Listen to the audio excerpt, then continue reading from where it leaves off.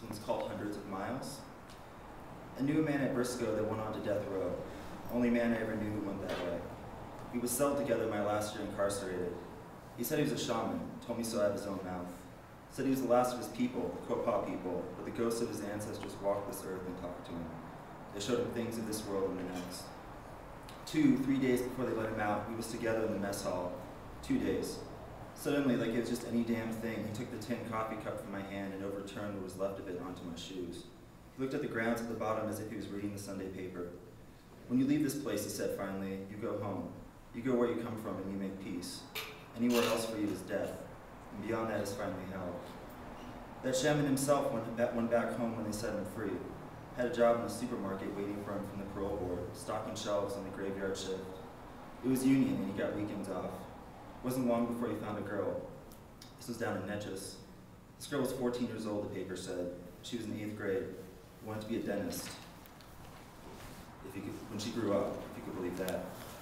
Her daddy said she knew the name of every tooth in the human head. What that shaman did to her before he butchered her and then after, I won't repeat. But from what I understand, they never did find everything. That shaman was given a small trial in Lubbock County that sent him back to Briscoe State Penitentiary. They sent him to the road, fried him shortly thereafter. I always wondered if his ghost ever let him know what was coming. Maybe they didn't have the heart. Maybe they just let him enjoy his damn coffee. First thing I did when they let me free was get as far away as I could get. I wasn't concerned with where I ended up, how I got there, nothing. I went in straight lines, hundreds of miles off, until there was nothing else familiar around me. I didn't think once of the getting back. This one is called Brush. They set their rifles in the dirt and crouched low to the ground, their boots crunching the pine needles underfoot. The man folded a plug of chewing tobacco into his mouth and unstrapped the tactical binoculars from his Alice pack, sighted them on the camp. He and the boy were hidden from them by 200 meters of bramble and briar and dusklight. He stayed low, taking a knee when his knees popped. Hunkered next to him, the boy unclasped and reclasped the leather flap of his knife holster, repeating the action faster each go-around. You stop that, the man said, looking through his binoculars. With his free hand, he stroked his red and brown beard. You see them? The boy asked. What did you say? Do you see the men? That's what I thought you said, the man said. Through the reticle lens, he looked over the camp and the 2 men. They were crouched around a fire pit dug in the dry earth, stewing something in a pot under a blue sterno flame.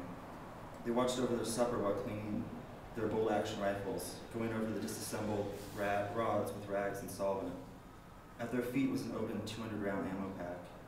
One of the men took a hunting knife and stabbed a chunk of meat out from the pot, chewed on it and fitted the oil barrel into the stock. The man lowered the binoculars and sat down on the pine brush, spat out the chew and washed his mouth from his canteen. He tore open an MRE with his teeth and took a bite of the beef patty and looked at the glowering sky. Do we do it now? The boy asked, unclasping the flap on his knife holster. What did you say? Do we? No, the man said. We don't. It's not right yet. The boy looked across the distance at the camp and the 2 dots that moved there. It was near dark out. They didn't even look like people. Then what do? We watch, boy. We wait. Their feet will slide in time.